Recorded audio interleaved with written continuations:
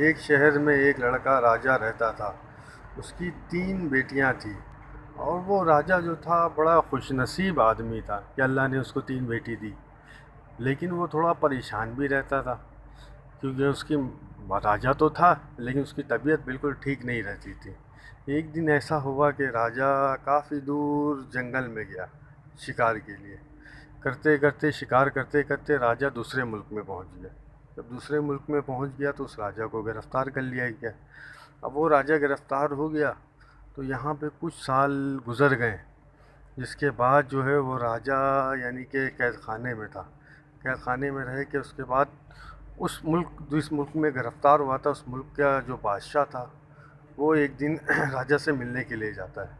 राजा के पास जाता है तो राजा जो है ना कुरान पाक की तिलावत कर रहा होता। उसकी आवाज़ उसको बहुत प्यारी लगती है।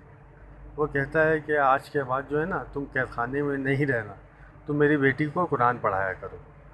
तो राजा उसकी बेटी को कुरान पढ़ाया करता था। कुरान पढ़ाते पढ़ाते उसके बाद कुरान में आयत आती है, इज़्ज़त मंतशा ज़िल्लत मंतशा। तो राजा जब जब भी उस आयत में आता था बहुत रोता था। तो एक दिन उसकी बेटी ने पूछ लिया कि मौलाना साहब आप क्यों रोते हैं? तो वो कहती है कि मैं एक बादशाह था एक मुल्क का।